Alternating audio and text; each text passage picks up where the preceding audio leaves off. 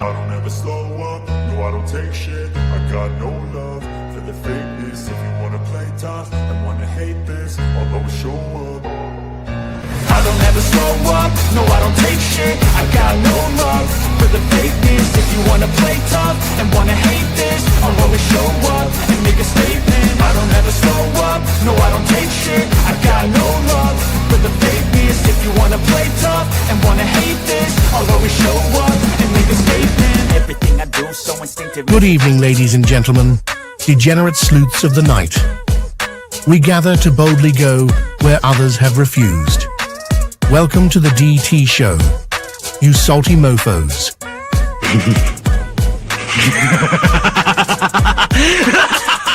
A man accused of killing 4 college students is behind bars, and he has ties to northeastern and central Pennsylvania.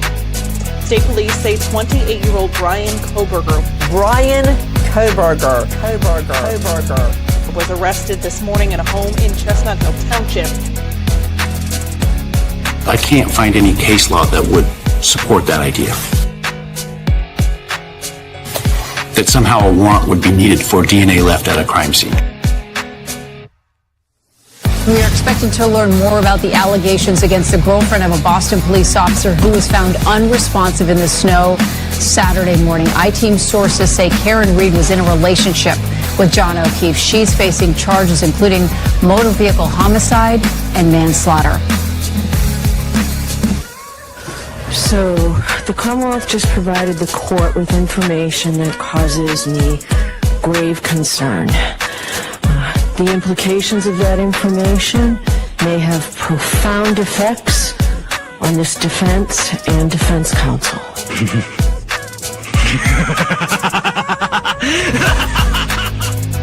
So, get your popcorn ready and your choice of drink. Get your butt on your seat. Like, comment, and subscribe for a treat. Here we go. It's time for the show. The Drunk Turkey Show.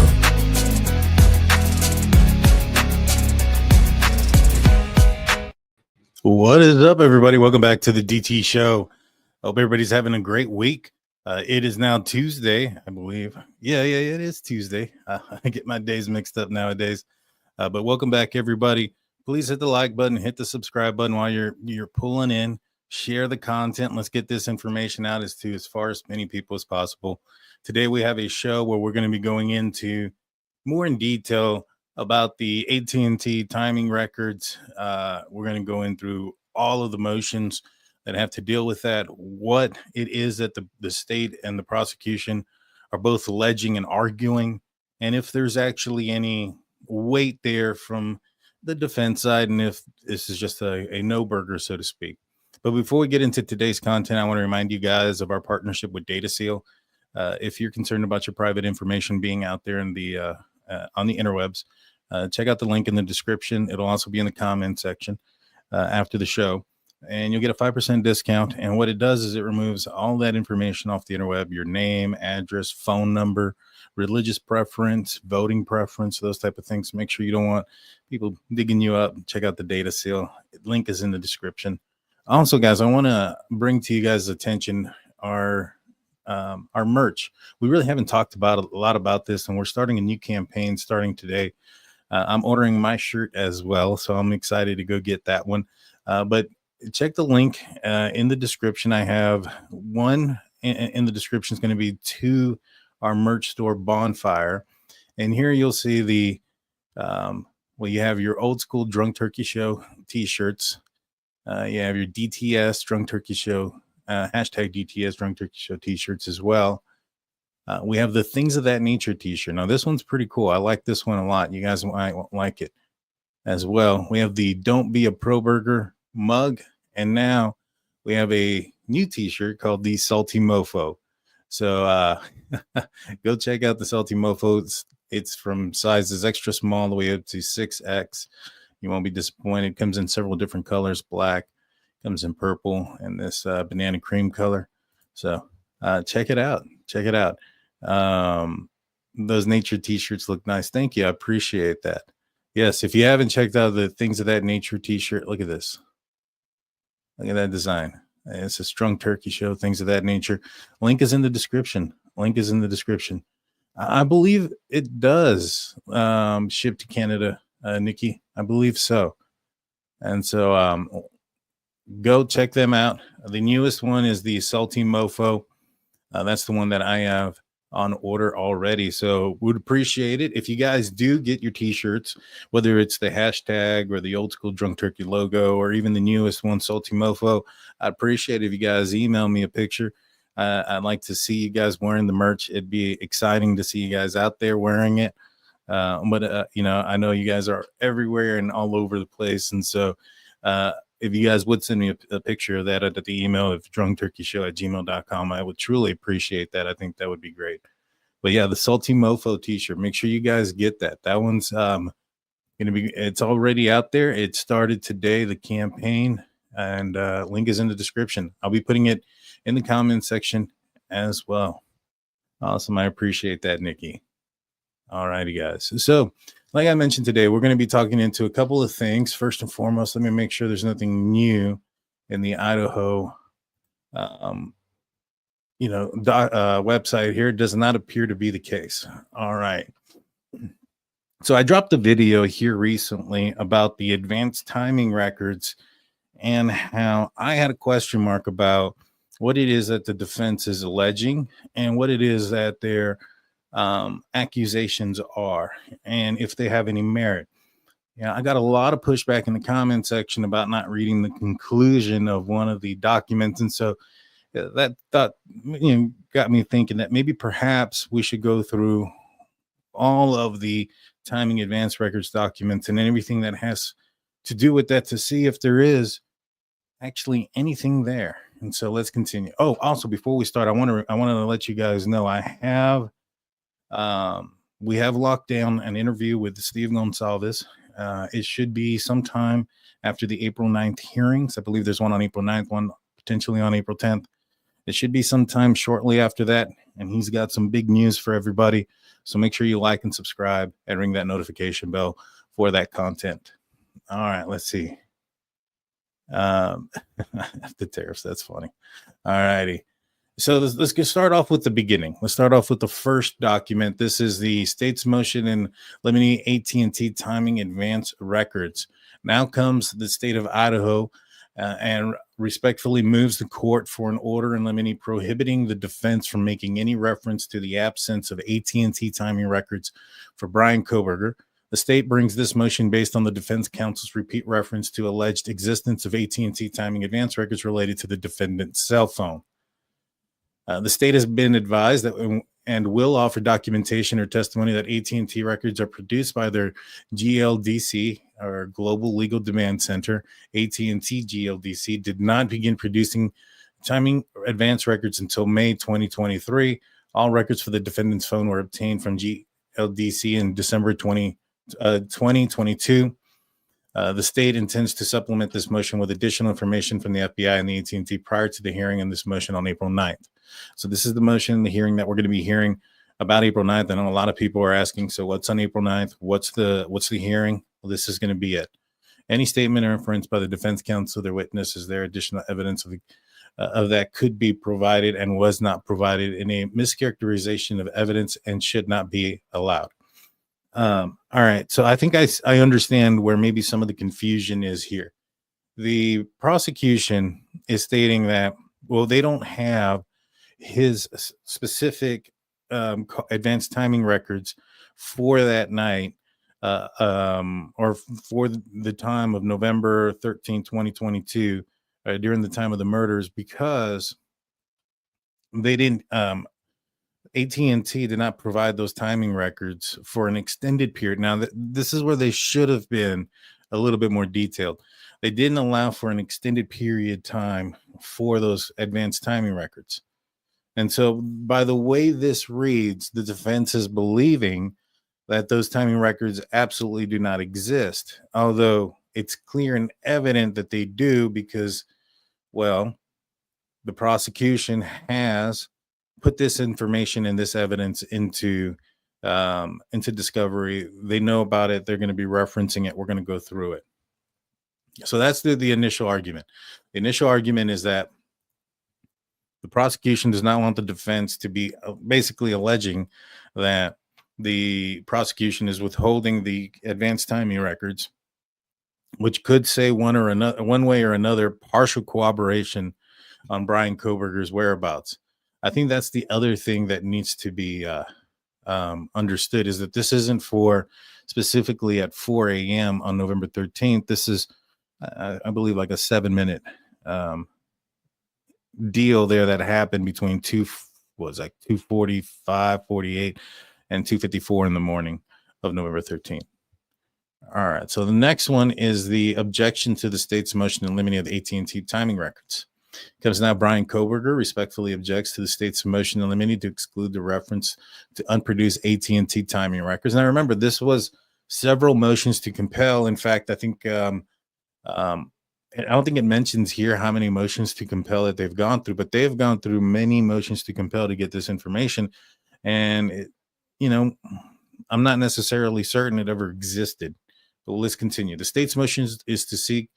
The state's motion seeks to prevent Mr. Kohberger from confronting through a full and fair cross-examination of a portion of the case. The state seeks Mr. Kohberger's silence on the records produced by AT&T Timing Advance Records. The state's motion informs the court TA records were not produced by AT&T Global Legal Demand Center until 2023, May of 2023. Mr. Kohberger agrees with that claim. However, that is only partial information. The state is misleading the court in its motion by what it leaves out. What the state is not saying is that the TA records existed at the AT&T in November and December of 2022. The state has to know this to be true because in April of 2024, the state produced the actual records for AT&T and the cell towers and the individual TA records for 2 of the 4 deceased and 1 of the persons who had been a person of interest at the beginning of the investigation, as well as 3,800 other people in the cell tower.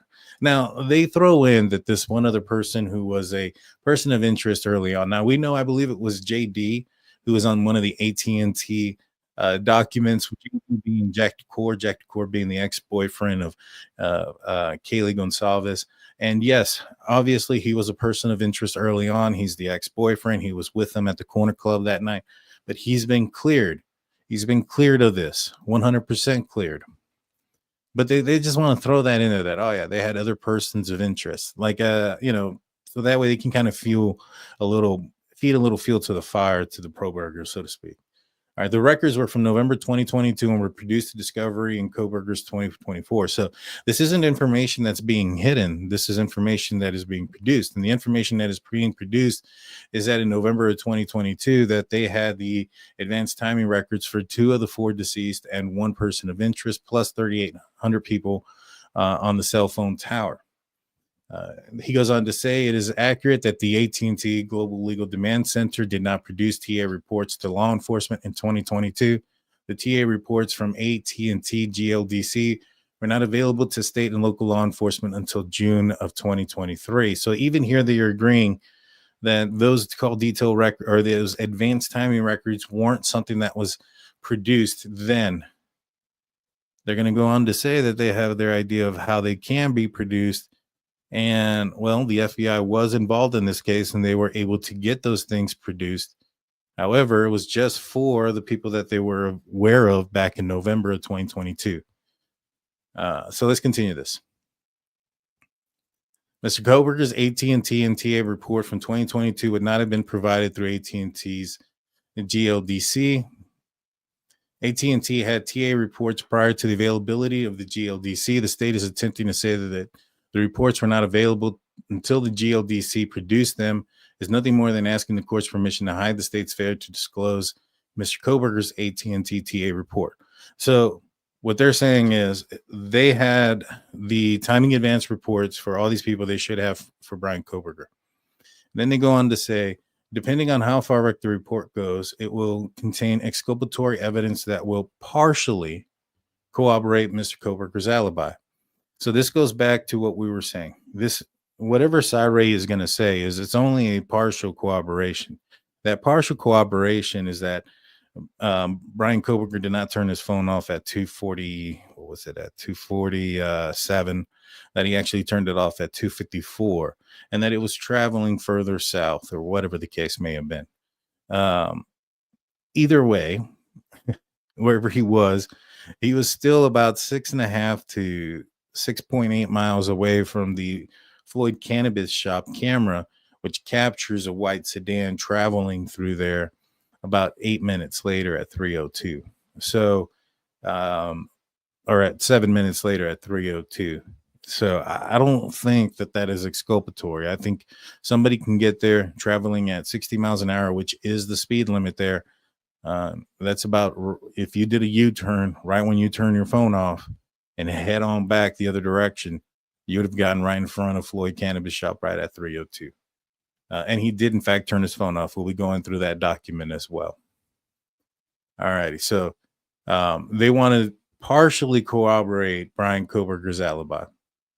As far as the background goes, the records are location data that are accurate in determining the location of a cell phone and measures the time it takes for a radio frequency signal to travel between a mobile device and the base station in the cellular network. All right, AT&T was the last. So this is the other thing that was important. AT&T was the last of the major providers in the United States to produce TA data for law enforcement. Do you think that's something that Bryan Kohberger was aware of? Now, if I remember correctly, I could be wrong. I just thought of this, and maybe I should go back and look. But didn't he have like Verizon and change it to AT&T just shortly before moving out there? I know a lot of people may have thought maybe perhaps it's because AT&T, maybe their cell phone network in the area is better, and he was aware of that. That's possible, but maybe perhaps given the fact now that we know that he had purchased the K-bar knife back in, what was it, June or January of 2022, and then he had purchased the balaclava mask from a Dick's Sporting Goods before he moved out there as well in Pennsylvania, just shortly before he moved to Moscow, or to Pullman. So who's to say that him changing his AT&T records would be because he's aware that at the time when he was living in the area that they did not produce or were not providers of the TA data for law enforcement? I bet you that's a thing. I can almost guarantee you that's the thing, that he knew it, and that's the reason why he switched to AT&T when he switched, because he knew he was going to go out there and commit a crime in the manner that he did, and he did so because he knew that at that time that they were not providing TA data to law enforcement. The first TA, so let's continue. The first TA reports AT&T provided law enforcement a result of a software program utilized by AT&T from a third party. Via V Solutions. Via V offered a software known as Aerosol GEO.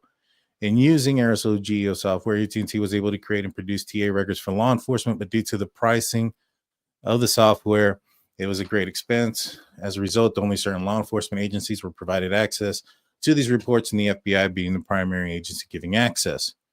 And so they believe, because of the data that they have been received of the 3,800 users plus the two of the deceased and one of the persons of interest, that they had, and the FBI was involved in this, that they had access to these advanced timing records. And they 100% did, and they turned that stuff over. All right, let's continue. In using the Aerosol Geo software, AT&T was able to produce TA records for law enforcement. All right, I already read that. The FBI utilized a different legal compliance unit within AT&T to access the TA records. The legal compliance unit is separate from GLDC. When these reports were first made available to the FBI, it was draped in secrecy. As a result, there's little documentation to rely on when dealing with early AT&T TA reports made available to the FBI. AT&T developed a new system outside of the Aerosol system to produce the records at a fraction of the cost. This cost reduction allowed AT&T to provide these records to state and local law enforcement. As a result, the GLDC was given access to TA reports in May of 2023 and began providing them to the state and local law enforcement in June of 2023. Mr. Kohberger is aware that so this is where the information or records of the state's possession. Mr. Kohberger is aware that the fact that the AT&T GLDC did not produce the TA reports in 2022, there is no doubt, and any representative from AT&T will testify that fact. Mr. Kohberger does not contest this claim. The state is also aware that as they do not obtain current AT&T records in their possession through AT&T GLDC, they had to utilize the FBI, who went through a different legal compliance unit within the AT&T to obtain those records. At the onset of this investigation, detectives Moscow Police Department began obtaining call detail records as part of their investigation. In doing so, they heavily relied on assistance from Special Agent Nick Balance with the FBI cast in this first document with the emails exchanged in November 15, 2022. Now, that's an important date right there, November 15, 2022. That's 2 days after the murders, right? That's 2 days after the murders, and this is when they're getting the $3,800 profiles, and they're also getting the 3 to the deceased, one of the person of interest, their timing advance records. This was November 15th, 2022.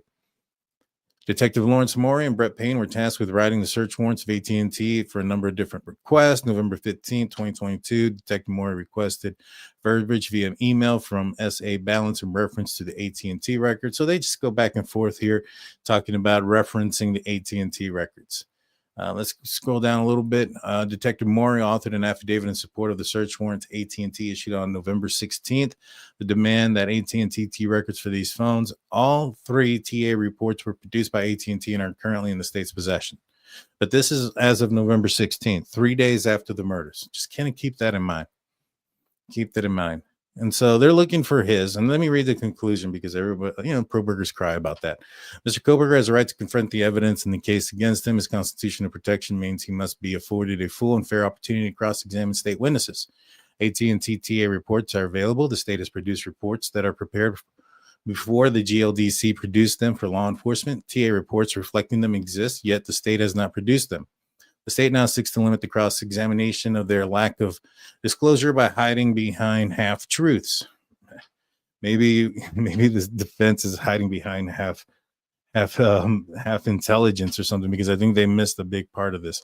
Mr. Kohberger must be allowed to explore the state's withholding the evidence. All right, so let's go to the next one. And this one is the one that I think really buries Kohberger's defense team. Comes now the state of Idaho respectfully replies to the defendant's objection. Timing advance records refer to data used by providers to estimate the location of a mobile device. The collection of this data is necessary for cellular work to work properly. Carriers do not retain this data indefinitely, meaning that they don't withhold this information forever. Regarding AT&T before June 2023, now remember, Cy says he's been working with AT&T for like 15 years, so I'm surprised he wasn't aware of this, but let's continue. Regarding AT&T before June 2023, AT&T retained timing advance records for 7 days. 7 days. 7 days from November 13th. It's November 21st, Bryan Kohberger's birthday. The records were not routinely provided in response for legal demand prior to June 2023. After June 2023, AT&T started to provide these records pursuant to legal demand and began retaining timing advance records for 13 months. In this case, the homicides occurred on November 13, 2022. Bryan Kohberger was identified as a suspect December 19th. Search warrants for his AT&T records were executed on December 23rd.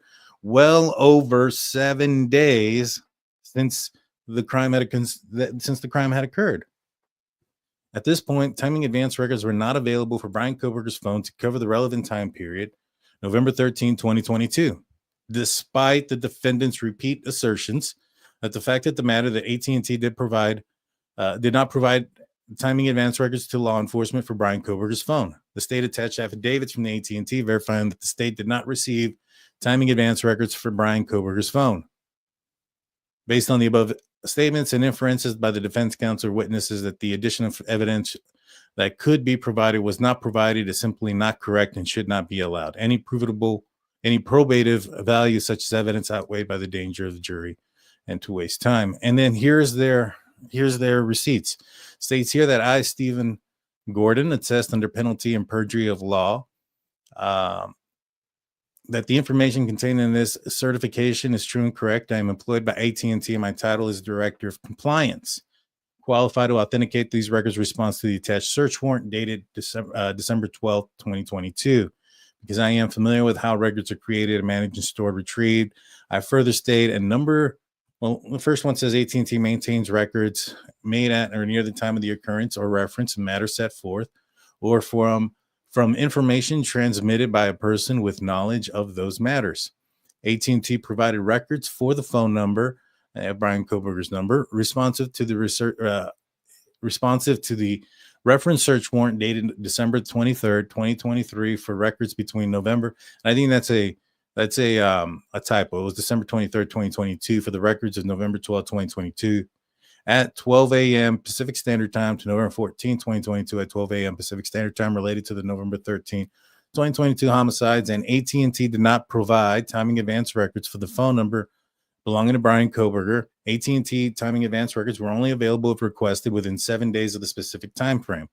So it had to be within 7 days. Now, when you go and look up to this point, everything that they have pointed out, and they being the defense, relative to what they have as far as AT&T timing records in 2022 is within 7 days of November 13th. The only thing that is not within the 7-day period is Bryan Kohberger's arrest. You know, they couldn't do any of this until they had arrested him and had his phone. Just make sure that there wasn't anything here. So there's the receipts. There's the documentation.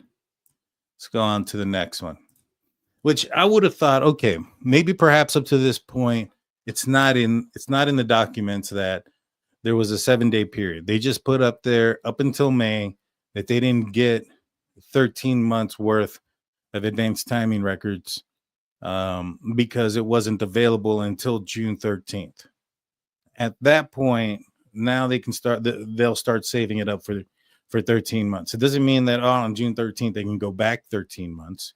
No, it's at that point, they're like, all right, all these advanced timing records coming in starting this day, instead of holding on to them for 7 days, we're going to be holding on to them for 13 months, for 1 year and 1 month. And everything that they had asked for up to this point, or up until Bryan Kohberger's arrest, was within that 7-day period. And all that was turned over to the defense. The defense is not debating that they didn't receive all those advanced timing records. I think there was that confusion there that, all right, there was a 7 days. But now that that's been explained, you would think that the defense might take a step back. But no, they doubled down. Let's go into it. So this is the notice of filing affidavit in support of the defendant's objection to the state's motion in limine. AT&T timing advance records comes now. Bryan Kohberger hereby files a company affidavit of SIRE in support of the objection to the state's motion in limine, referencing the AT&T timing advance records. And the first part is his life story. I'm not going to go through it. I know a lot of people get mad because the Kohberger's like, oh, why don't you read his background? He's an expert. He's certified. All right. And so let's go in. It says timing advance records, which is something that we've already spoke about. Measures. This is time measures refer to the time it takes for a radio signal to travel from one cell site to the mobile and back to the cell site. So that's how they can give an accurate reading. AT&T timing advance. It says here in August of 2021. So way before the November 2022 murders, SIRE was approached by an FBI special agent, right? And he's kind of secretive. He says that he can provide the name, date, and a bunch of information about this at a later time. But he's saying that, you know, at this time, he was approached by an FBI special agent to assist in analyzing type of record set as AT&T timing advance reports. Now, I know that there was some Kohbergers that were confusing this information, thinking that SIRE was given the advanced timing reports and then it was taken away from him and that those were Bryan Kohberger's. No, you're confusing what is in the document. This is something that is completely separate. This happened in August of 2021. And so the other thing is too, and this makes me wonder, right? So he's throwing this this FBI agent under the bus. He's willing to throw his contact under the bus. You know, I'm just curious how many prosecutions are hiring SIRE? You know, a lot of people are saying, why would he put his, neck on the line? You know, I think that it's where his business was going, where he's going, right? I think his stuff's already been called junk science. It's not been, it's been thrown out of court in several different places. Now at this point, I don't think they're going to be utilizing his services anymore. And so what does he have left? He is just to work for defense teams. And this is disgusting in my opinion, because you've already got the information there saying that you only get 7 days. They've provided you with the TAs, the timing advance records that they do have, and saying, here's what we have with this date. We just don't have Bryan Kohberger's. And yet they're still, even after understanding that they only had 7 days to get it, and Bryan Kohberger was arrested 7 weeks later, they're still going on with this. So I just find it disgusting. And to me, I think it's more of a, all right, I highly doubt he's ever going to work for another prosecution ever again. And so he needs to now show defense attorneys across the nation that he's willing to say whatever for a paycheck. Well, let's read this. All righty. So on August 21st, August in 2021, he was approached by an FBI special agent to assist in analyzing a type of record. And this was the AT&T timing advance report. It was the first time he made aware of this type of data from AT&T. Upon request, he can provide the date and time, location, and the FBI agent that I assisted with the record set. As of the year 2021, AT&T not officially released timing advance report to law enforcement. Therefore, ZetNext software program did not yet support AT&T timing advance records. As a result of this interaction with the FBI, I obtained a copy of the timing advance report from the special agent and forwarded it to our software engineers to write code within the ZetX system to support future uploads of timing advance report format. The next day, I was informed by the special agent that the AT&T timing advance report was not supposed to be released, viewed outside of the FBI, and that individual requested I return the report and not have any software developed in support of the data they had shown to me.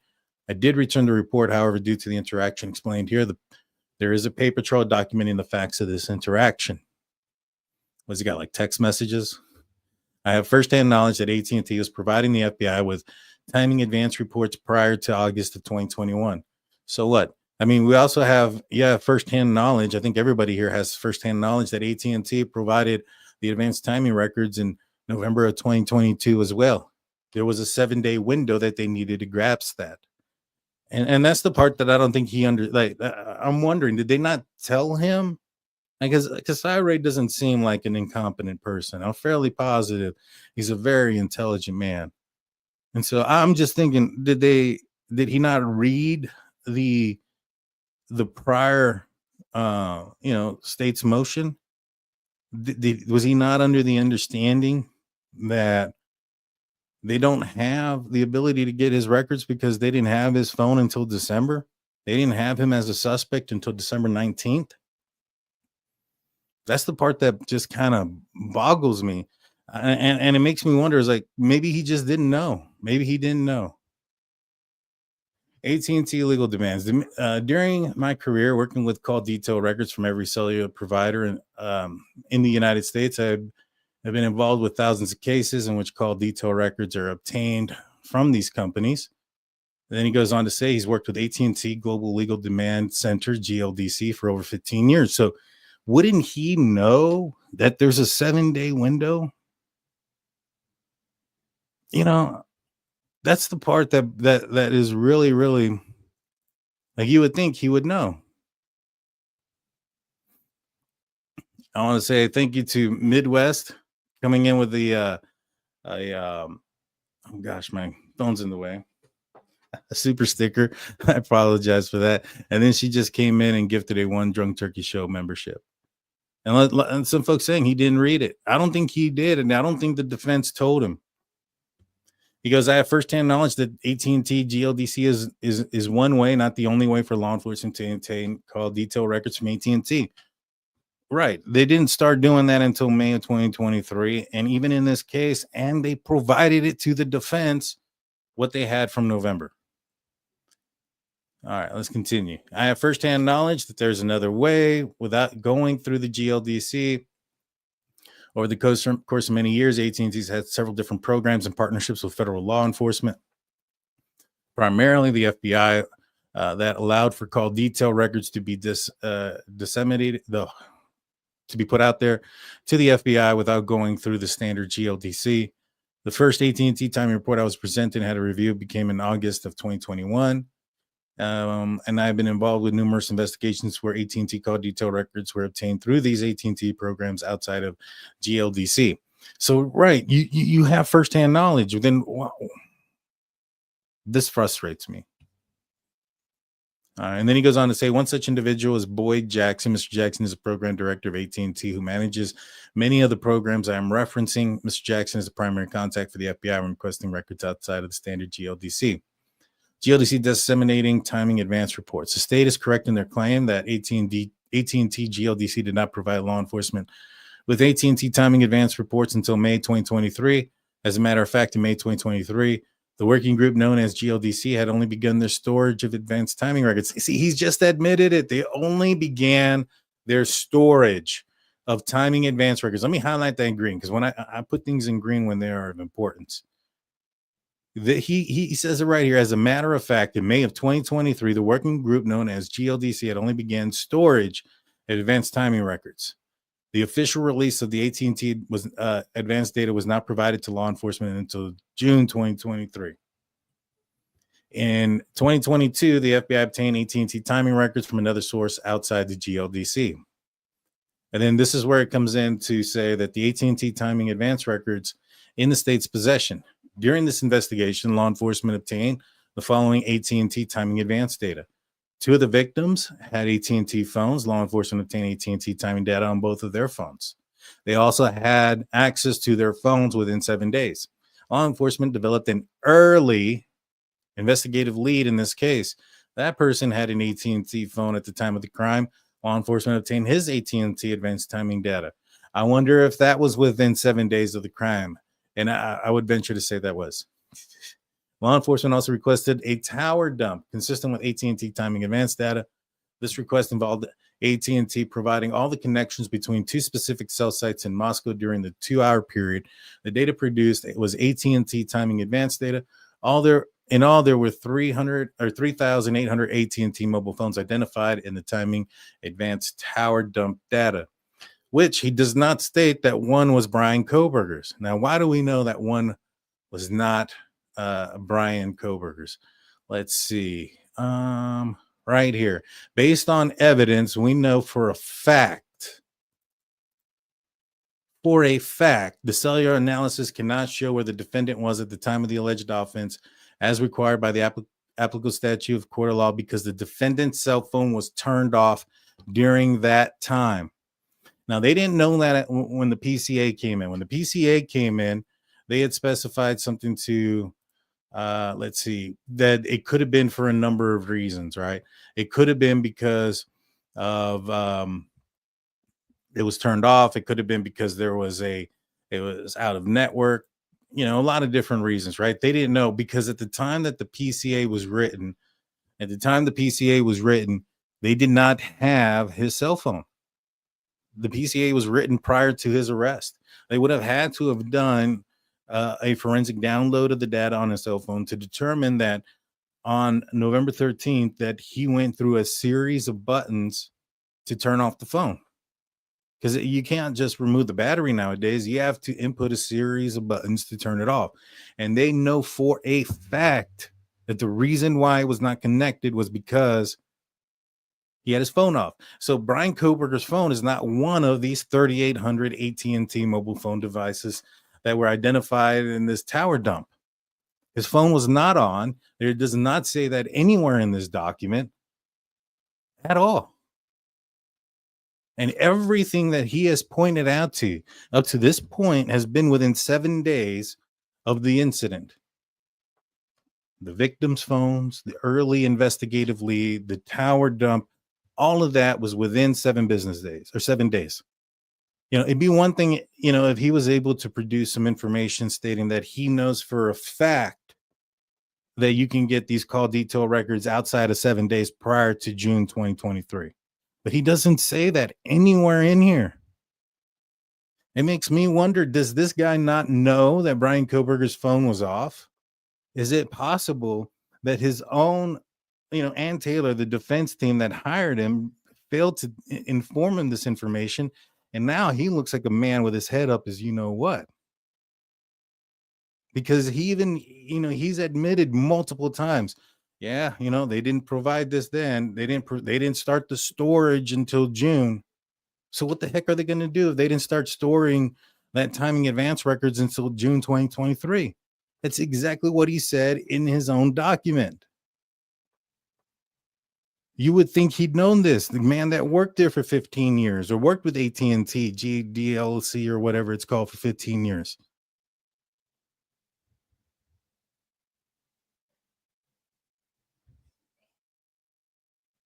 Give me 1 second, guys. I think I hear something.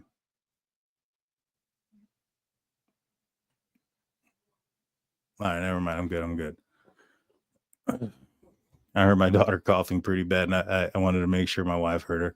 I can hear her talking now.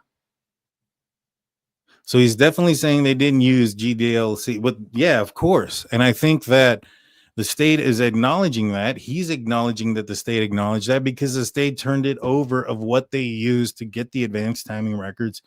But all of those advanced timing records that they were able to grab were within 7 days of the murders. All right, let's continue this. The AT&T timing advanced data was obtained by the FBI using an internal source at AT&T, Mr. Boyd Jackson, who is not associated with the GLDC working group. GLDC was not used to obtain this data. The forensic examination of the AT&T timing advance records in the state's possession show Mr. Jackson's association with the reports. You can even write one. I was so frustrated when I was highlighting this that I even wrote missed 7 days. All right, let's continue. So this goes on to say, number 5, the work product in the state's possession created by the FBI showing the AT&T timing advance data was not only obtained, but regularly referenced and used in the course of this investigation. Like, he's talking about how often that this data was used and spoken about, and he seems so dumbfounded that they're claiming that they don't have it. And I think he just didn't read the document right. He really needs to go back and reread what's going on because he's looking really bad right now. Chain of custody. The state has provided a certificate of authenticity, a COA, in the defense relationship to the timing advance records described above. The COA was created on April 2024 and issued by the director of GLDC, Stephen Gordon. I previously worked with and am familiar with Mr. Gordon. The COA specifically states I'm qualified to authenticate the records attached here to because I'm familiar with how the records are created, managed, stored, and retrieved. I have personal knowledge that in the event that Mr. Gordon was required to testify, he would clarify that prior to May 2023, neither he nor the AT&T GLDC working group was involved in AT&T timing advance records. Yeah, we all know that. We know that. Like... Additionally, there are forensic evidence contained within the records that indicate they were not produced by the AT&T GLDC, nor were they produced in the year 2024. We know that because they were able to do a dump, and there was 38,000 phones, and they were trying to associate them, and they all did this back in 2022. In revealing this data, I contacted and communicated with Mr. Gordon to clarify the chain of custody related to these records. Mr. Gordon and the AT&T legal representative informed me that Mr. Gordon would not be the individual to certify these records if required to do so, despite issuing the COA. Now, I want to know what records he's referring to and what records he's talking about, because he can't verify records prior to 2023 or June 2023. So I'd like to see what the state had to say there. In my review and this information, there's evidence to suggest a chain of custody involving these records, and the COA were produced well outside the AT&T's normal practice. There's missing information and data associated with this request. Prosecution's prior claims that AT&T timing advance records did not exist in 2022 further complicates the issue. I don't think that's what they said, and that's not what they said in the last document, which is why I'm saying, are you missing something here? It is my expert opinion any testimony proffered on behalf of the FBI or the AT&T on this matter would clearly reveal these issues. In my review of the investigation, I read numerous emails sent and received by law enforcement pertaining to their investigation. On such email dated 11/15/2022, how many days is that since November 13th? About 2? Was sent to Ashley Jennings and her Lake Talk government email address, the email from Moscow Detective Lawrence Morey, the email informing Ms. Jennings of Detective Morey's recent contact with the FBI Special Agent Balance who informed Maury that the AT&T can provide timing advanced data and make sure it's listed in the search warrant.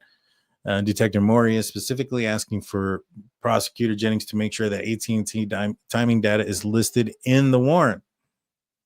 And they got it, and they turned it over to the defense. I just doesn't make any sense. Ms. Jennings did respond to Detective Maury's email inquiring specific verbiage needed to obtain it. The email is abundantly clear evidence that Ms. Jennings was not only aware of the existence of AT&T at timing advance in 2022, but also shows her intent to obtain it through the legal process from AT&T. Yeah, I think this guy, I think the motion went way over his head. I don't think he understood what the state was saying. The email communication with Prosecutor Jennings is the same. Prosecutor Ashley Jennings, who filed this current contradictory motion stating AT&T did not produce timing advance records in 2022. There is a clear and convincing evidence that not only was the FBI able to obtain AT&T timing advance records in 2022, but they did so with knowledge of the prosecution involved in this case. Yeah. I mean, it's in the PCA. I don't understand. It's in the PCA. It's not like it's hidden. You know, they did the tower dump and they didn't find Bryan Kohberger's phone associated with it because his phone was turned off. In my review of this investigation, based on my training and experience, it's incredibly unusual that the defendant's AT&T timing advance records were not obtained by the FBI. Well, the FBI demonstrated their ability to obtain AT&T timing advance in November of 2022 by obtaining AT&T timing advance records for over 3,800 mobile devices, none of them being the defendants. Well, I wonder why none of them were the defendants.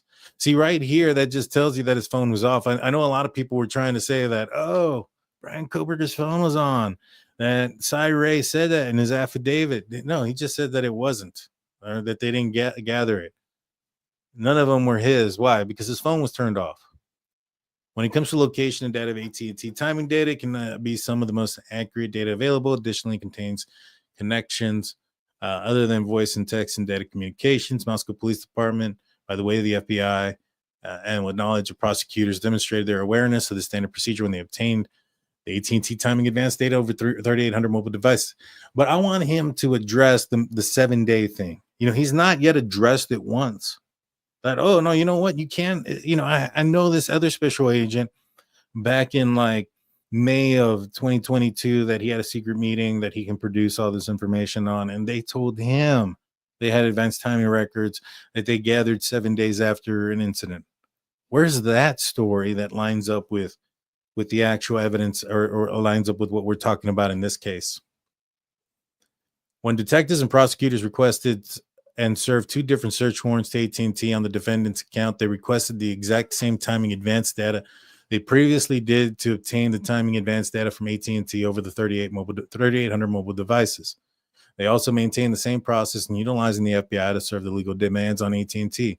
There's no difference in the verbiage, legal process, or individuals that produced the AT&T timing advance data on 3,800 mobile devices, and the request for the defendant's AT&T timing advance data that he allegedly yielded nothing. What allegedly yielded nothing because 1, his phone was off, and 2, it was outside of the 7 days. He just doesn't bring it up. Just doesn't bring up the 7 days that they retain this information. He just kind of like pretends it wasn't there. Pretends it wasn't there. Additionally, on December 23rd, 2022, which is how many days after November 13th? It's over a month, 6 weeks. The FBI sent communication directly to AT&T, specifically detailing the request for the defendant's AT&T timing advance records.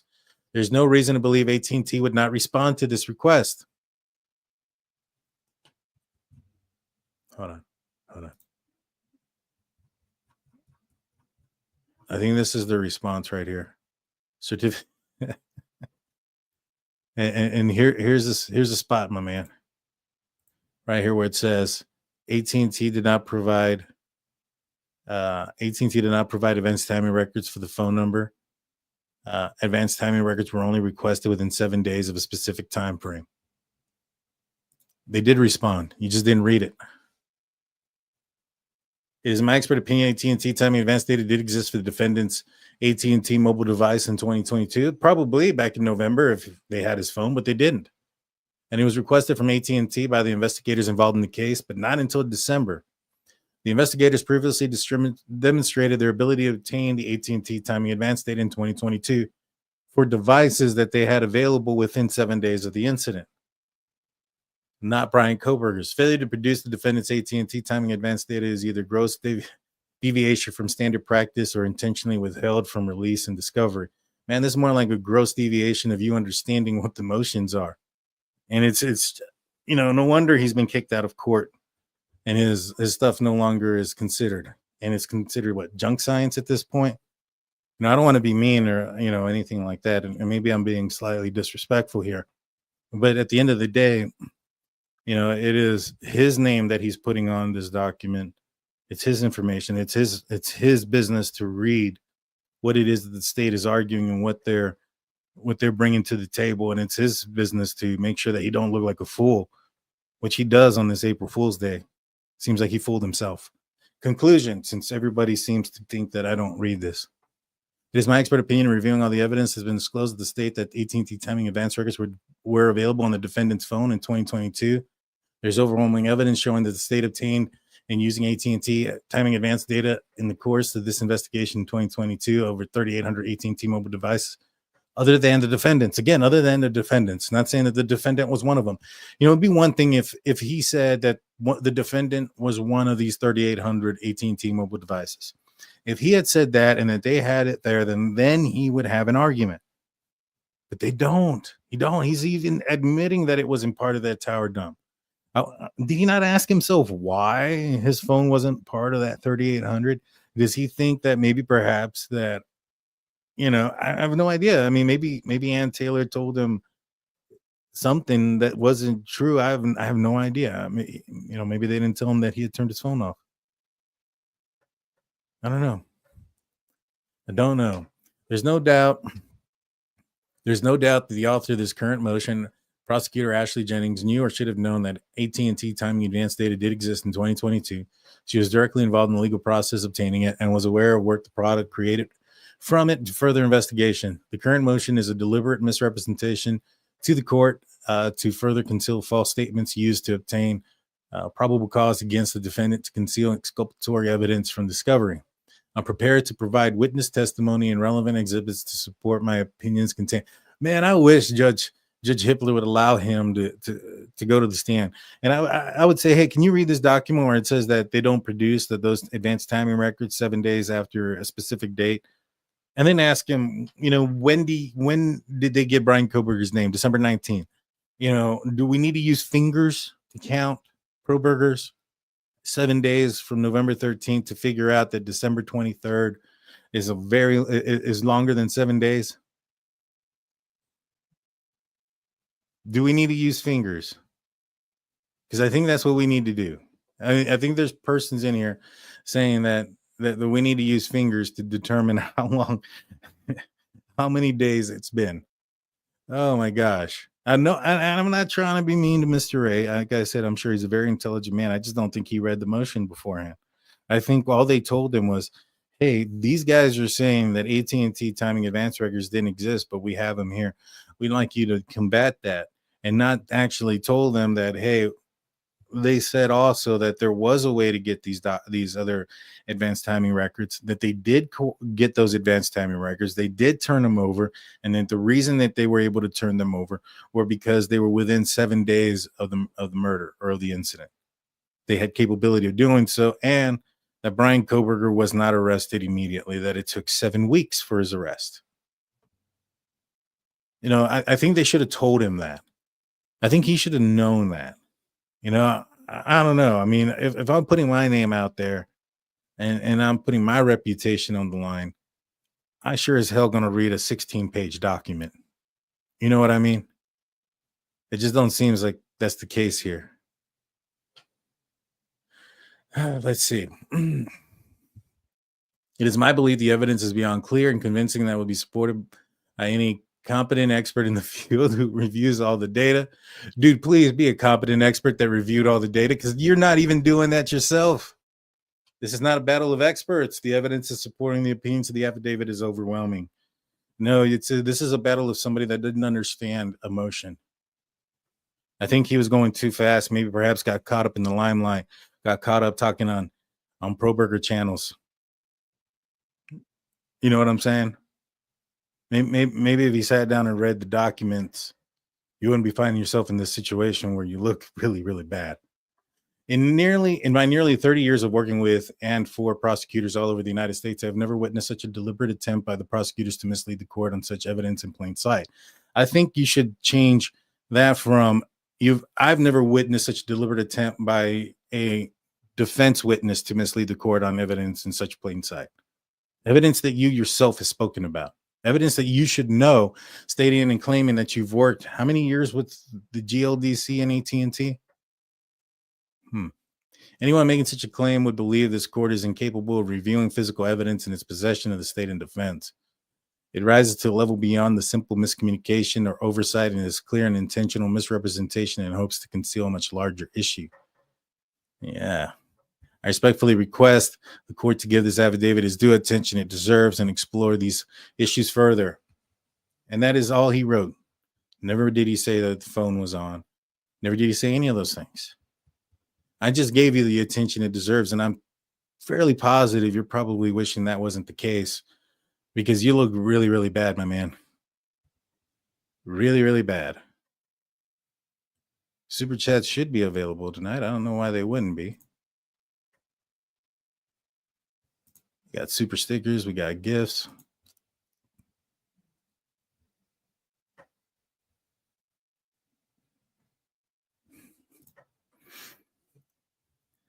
All right, so let's see. Let's continue on to the next thing that I had pulled up. All right, so this is where I showed you guys that his phone was off. So a lot of people keep coming in the comment section saying, do we know that his phone was off? And so right here it says, at best, the witness mentioned by the defendant, Cyril, can only testify generally to his opinion to where the defendant was in the early morning of November 13th, which is around the 2:45, 2:54 range. Based on evidence, we know for a fact that cellular analysis cannot show where the defendant was at the time of the alleged offense as required by the applicable statute of the court because the defendant's cell phone was turned off during that time. And it's based on what? The evidence. The evidence. So, I went back to just kind of go through some of the other things that were out there, referencing, because I thought that was important. Let's reference, balance and everything else they had to say about him. So let's go to this document here. This is the defense's document as well. So this is supposed to be something beneficial to him, but it's not. It's the reply to the state's response to defense motion and limited vague and undisclosed expert testimony.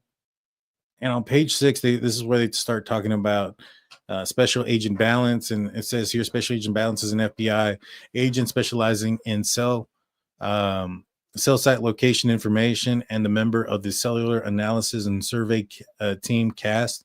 He assisted in the search warrants and application and was communicating with state detectives at least as early as November 15, 2022. Now, the reason they keep bringing up November 15, 2022, the whole reason is because they're trying to show that that was the date that they got in contact and they got these advanced timing records and that these advanced timing records were available in 2022, blah, blah, blah, blah, blah.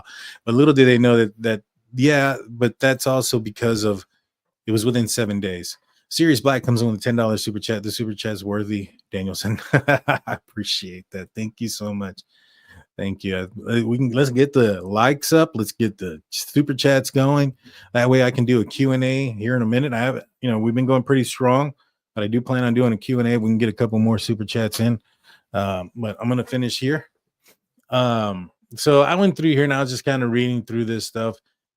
And it says here, and I just highlighted a few things. This Special Agent Balance is not mapped out a single handoff and work product produced.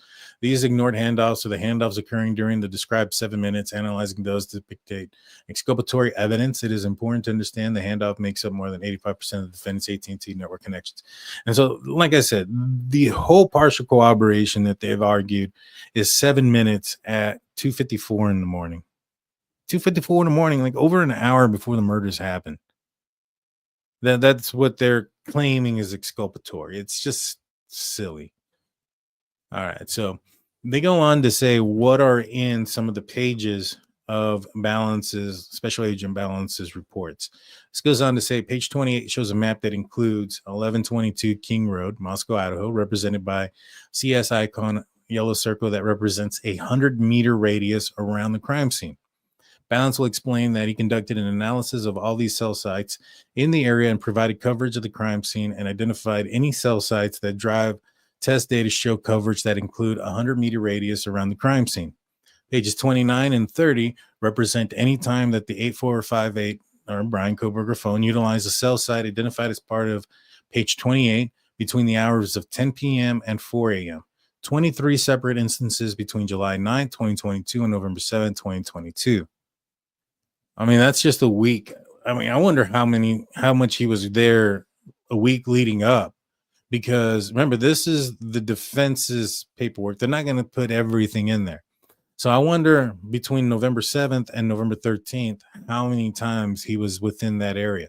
Now, this here talks about being within the 100-meter radius. And this is also between 10 p.m. and 4 a.m. Balance will testify that the Bryan Kohberger's phone was used cell site consistent with being at the crime scene during these dates and times. Not necessarily, even right here, it says here, at the crime scene during these dates and times. Balance will further testify that during these hours between 10 p.m. and 4 a.m. were identified during the investigative team as a time of interest. Now, Bryan Kohberger made an interesting comment saying that he likes the shopping in Moscow or in Idaho. How much shopping you're doing between the hours of 10 p.m. and 4 a.m.? Probably not much. Probably not much. And, you know, let's look at what that looks like. This is 100-meter from the victim's home. There ain't no shopping here, guys. 100-meter radius. You're looking at Taylor Ave and basically the apartment complex next door, the apartment parking area right behind the victim's residence. That's about it of where you can actually park and actually stop. 23 times between 10 p.m. and 4 a.m.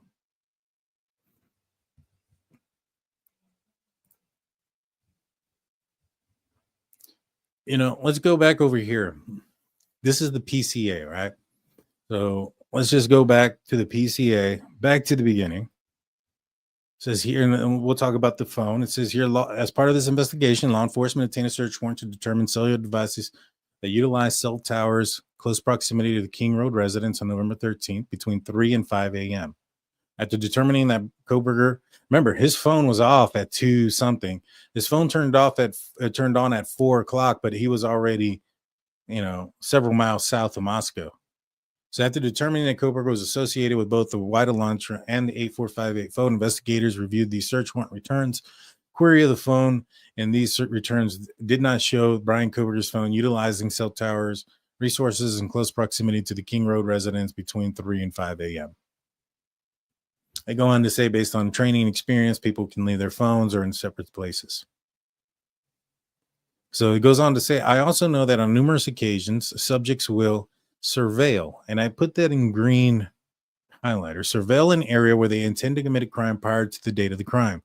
Depending on the circumstances, this could be done a few days or several months prior to the commission of the crime. During these type of surveillance, it is possible that an individual would not leave their cellular phone and separate location turned off since they do not plan to commit the offense on that particular day. And so I like the term surveil, because remember stalking, and we went and looked up the statute for stalking in the state of Idaho. There was some things that had to be to harass, annoy, cause, create fear, a bunch of things that would have the victims would have had to have known they were being harassed, stalked, followed, any of those things, right?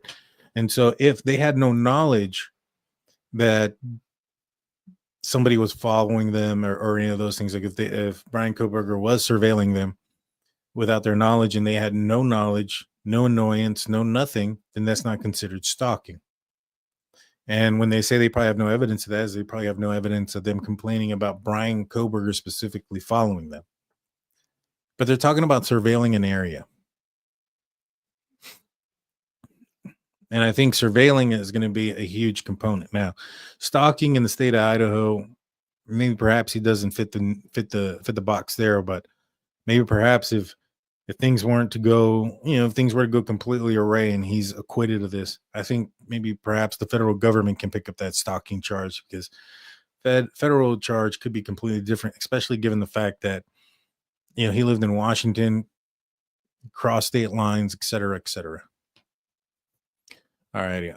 Continue. On December 23rd, 2022, I applied for and was granted a search warrant for historical phone records between November 12th at 12 a.m. and November 14th at 12 a.m. for Bryan's phone for approximately 24 hours preceding and following the times of the homicides.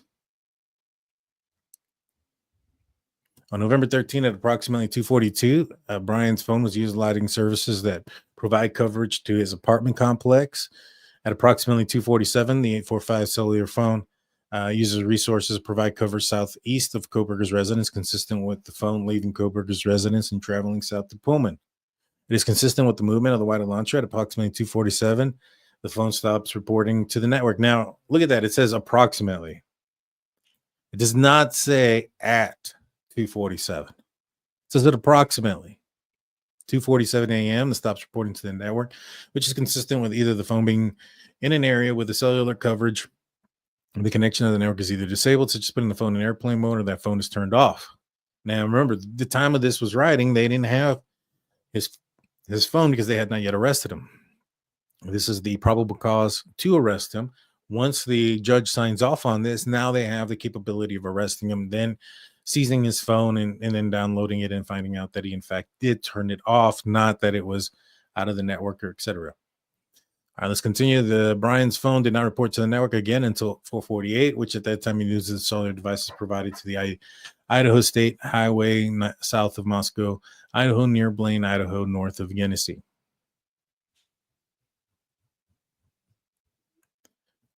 Then it goes on a little bit later. It says, based on training experience, facts investigation, I believe that Kohberger, user of the 8458 phone, was likely the driver of the Elantra observed in departing Pullman, is likely suspect vehicle 1. Hold on.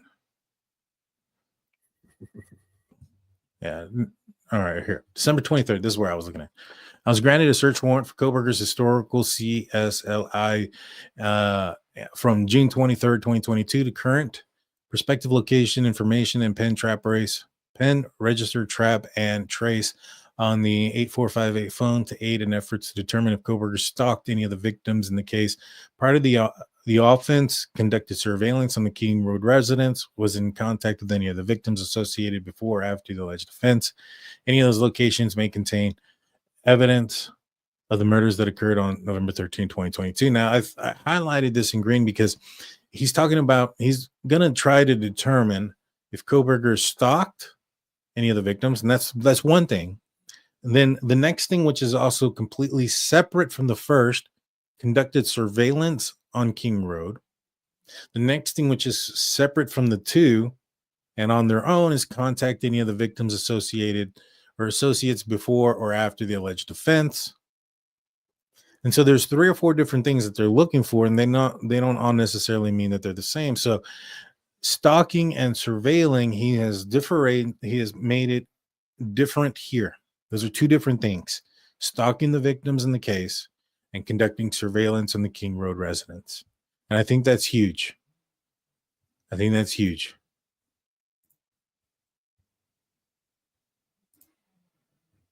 We have haters gonna hate. Let's do this with a $10 super chat. Justine coming in with a $2 super chat. Artworks with a $1.99 super sticker. Thank you guys. I appreciate all of you guys. You guys are amazing.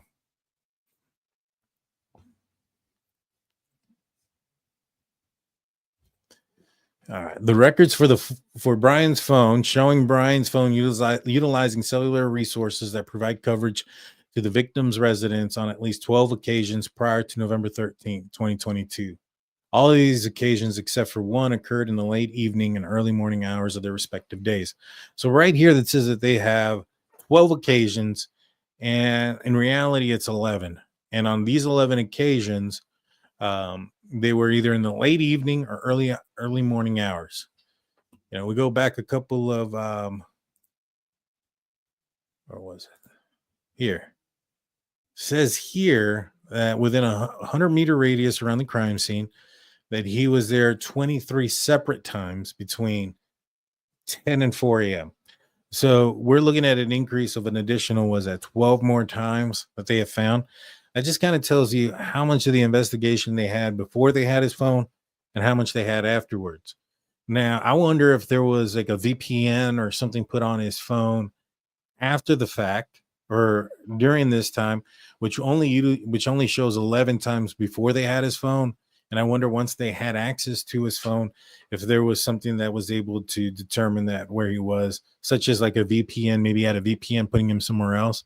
But because they had his phone and a download of his phone, they were actually to determine where his real location was.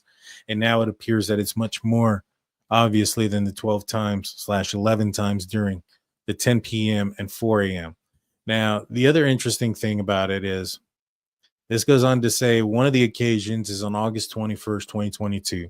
The 8458 phone utilizes resale service providing coverage to the King Road residents from approximately 10:30 to 11:30. So for an hour, he's within 100 meters of that house. For an hour, over an hour, 1 hour and 1 minute. At approximately 11:37, Kohberger was stopped by Latah County Deputy Corporal Duke, as mentioned above, and they go into that traffic stop. Now, so what that says is that when he gets pulled over here for speeding and not having his right here, he gets pulled over right here for speeding and not having his seatbelt, and that's what he gets a citation for. He had just been here, sitting here for over an hour. A VPN is a thing that says that your location is somewhere else. It's a variable private network, I think, something like that. And basically what it does is I can get on my phone, put a VPN, and it'll say that my phone is in Pennsylvania or in Mexico or in Canada or wherever I wanted to say it's at. Oh no, I went. Oh, 1 second. We lost I'm going live on TikTok as well. And so it went, for some reason, it clicked off. So hopefully everybody comes back. But yeah, virtual private network. So basically, like I mentioned, it'll tell you or it'll show you somewhere else where you're not. And so I wonder if he had one of those on and during certain of these nights. But over an hour, think about that. Over an hour in this area. Where is he at? He's not shopping here. There's no shopping here for an hour. Where is he sitting at? Where's he parked at for over an hour within 100 meters of this house? And then he takes off that he's going so fast that he's getting pulled over and getting a citation for not having a seatbelt. Huh. Wonder what he was doing. All righty. So I'll take a couple of y'all's questions. We'll do a little quick Q&A for the next 15 minutes or so. Put a couple of stars if you have any questions for me. Let me know what you guys think of the presentation up to this point. Do you guys agree with what I'm saying? Do you guys disagree with what I'm saying? If you guys disagree with what I'm saying, let me know. Put it out there. What is it that you disagree with when it comes to this case? And those coming back on TikTok, I hope you guys are returning. I apologize for the I don't know what happened, why it shut down. Thank you for coming back. Let's see. There you go. If he had a legitimate reason to be there at that time, he would have an alibi. I like that, Mark. That's an excellent observation. Bryan Kohberger's expertise was cloud forensics, something we can't forget. That's what he wanted to do with Pullman Police. Yes. That's why I think that he went to AT&T at the time that he did. Remember, he signed up for AT&T just before he moved. Now, if it was just that, okay, that's not a big deal, right? But you also find out that prior to the move, he's purchasing the mask, and he's also purchased the K-bar knife, the K-bar knife sheath, and a K-bar sharpener. You know, instruments that he's alleged to have utilized during the crime. And so that would make one to believe and you know, put the pieces together, connect the dots to allude that, you know, he'd been planning to commit a crime of this manner. Victim was a question mark. He wasn't sure who it was going to be, but the crime was going to be committed. And so if he's going through that effort then, and we see all of the hoops he goes through and everything that he's done to assure that he doesn't, to elude the investigation, I wouldn't put it past him that the AT&T switch was because they did not provide those advanced timing records if they were requested outside of 7 days at the time of the murders. I have a strong suspicion he would have known that. Strong suspicion he would have known that. My phone has a VPN. Most phones do. Don't be coming on a live talking all these facts, Daniel. I bring the facts and I bring the receipts. That's just what it is. I just don't understand where, this support comes from for Bryan Kohberger when the evidence is so clear like this. Now, I understand waiting for trial and saying, I want to see all the evidence. I completely understand and respect that. But like, I tuned into a Bryan Kohberger podcast last night for the first time, that somebody I didn't know. And the first thing that I saw were some familiar folks in the live chat that are not allowed in ours. And so I tuned in for about 2 minutes. The first thing I heard was, the lady say something to the effect like, I'm super defensive about my boy Bri or something like that. And I was like, get the heck out of here. I was like, this is crazy. There was only like 30 people in there, which tells me, and these people are probably the most loudest people. They've probably come in here, those 30 people, into our live chat. We've probably blocked all 30 of them. They've probably created 2 or 3 different profiles. And so they have like 90 subscribers or whatever the case may be. But in reality, it's like a bunch of duplicates from a bunch of people who get blocked off of other people's channels. But I was just like, man, this is wild. But yeah, there's about 30 people in there. But it's the squeaky wheel, like I say. The squeaky wheel is the one that's the loudest. It's the one that draws the most attention. It's usually not the one that's the correct wheel, right? Because it's making noise. It's wrong. Something's wrong with it. And it's not the majority. It just makes the most noise. And it's kind of the way the Kohbergers are too. Let's see. Bri, yeah, I know. Let's see. It's gross how I agree. Hey, what's going on? What's the obsession? I'll be on her channel on Wednesday night. Looking forward to it. Where you going to be tomorrow night around 9? Yes, 9 p.m. Eastern works. I'll be there tomorrow, 9 p.m. Eastern. And then Thursday, guys, I have former FBI agent Jennifer Kaufendaffer. She's going to be joining the show. And then right now, Friday night or Saturday night, I'm going to have, Jennifer Kaufendaffer is going to be coming on the show. We're going to be talking about Bryan Kohberger, the investigation into Bryan Kohberger. Was it a good investigation? What could have been done better? What could have, what is it that we don't know of? Kind of, when there's somebody that knows what they're talking about, somebody that has experience, they can kind of understand what's next or what's happening. And so we're going to kind of pick her mind on what's to expect based on her experience in the FBI and so much more. So she's going to be back on. We had a great conversation last time she was on. And then we're going to be talking about the Bryan Kohberger case. We might talk a little bit about Karen Reed. But then on Friday, we're going to have Kevin from Yellow Cottage Tales. He's going to be coming on. We're going to be catching up on the Karen Reed case. Apparently, there's like a juror that joined the defensive, or a former juror on the last round, or an alternative that joined the defensive team. A bunch of craziness that's going on. So we'll get caught up on the Karen Reed case. They just had a hearing on some of the jury personnel or persons that are in the jurors. So we'll get caught up on that. And then again, after April 9th hearings, we're supposed to have Steve Goncalves on. We've locked him down for an interview. We finally got him to say, yes, we're going to do it. We're going to do this after the April 9th hearings. He has some big news for everybody that he's going to be dropping. So make sure you like, comment, and subscribe. But yes, I'm going to be here on Wednesday night. Well, not here. I'm going to be on Kelly's channel, What's the Obsession, Wednesday night. Probably blocked all 30. I would assume so, yes. Briber. Yeah. I was like, my gosh. Let's see. Take your questions, guys. Let's take your questions. Just looked it up about a neighbor girl who was 3/2/22. 8 months later in September when he was pulled over. Oh, which reminds me about the Doordasher MM. My God, these pro burgers are going crazy. So they found somebody who has the name. I'm not even going to say his name, but he has a first name, obviously starting with M, last name starting with M. First and foremost, I'm not even sure if that's the real initials of the Doordasher. Reason I say that is in the same document, they were talking about Bethany, and instead of putting BF, they put BJ.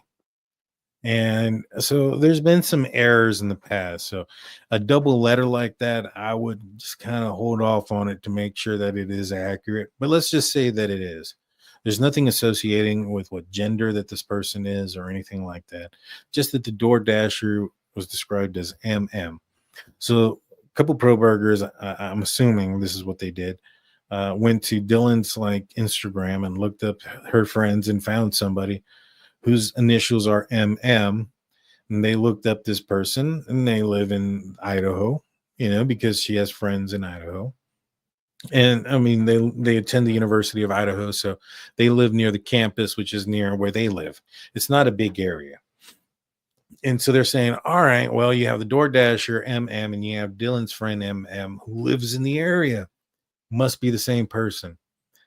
And I'm just thinking to myself, you idiots. Like, when did when did you get on DoorDash and say, hey, I want this driver?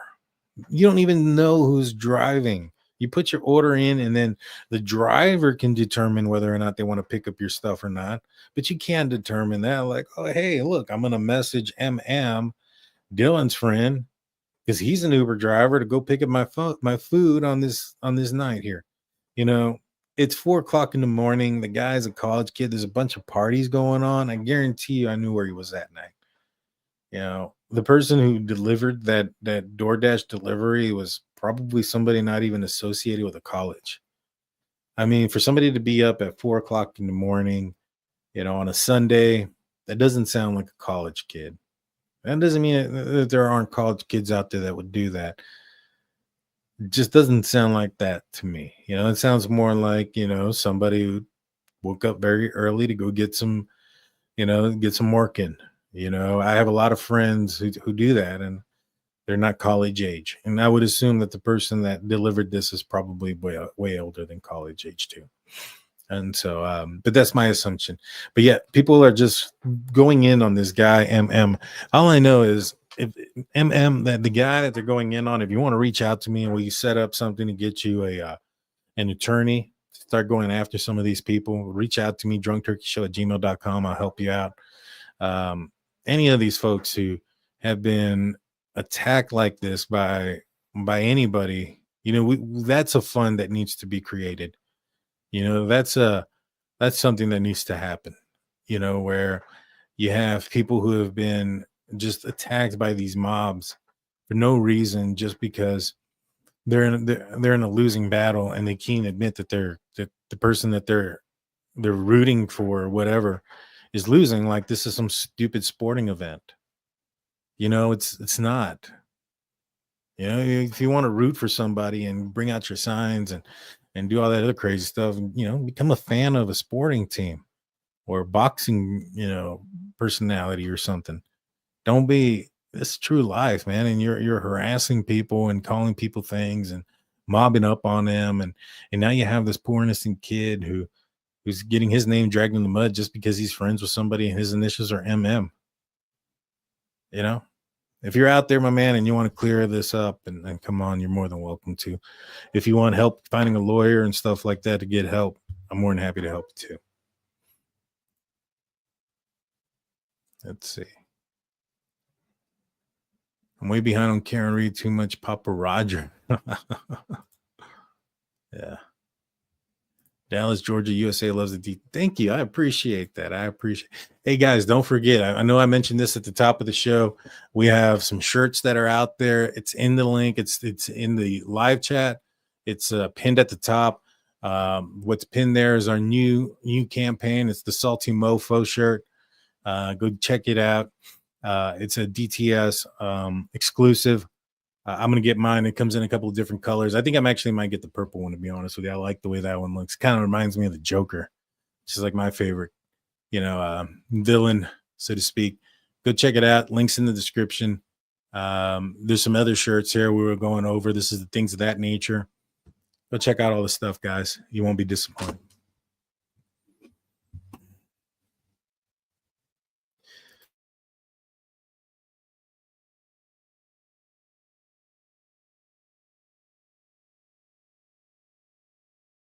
That, but those on TikTok sure did. I apologize for that. When is the hearing? April 9th. April 9th is the hearing. All righty. Well, that's going to be it for me today, guys.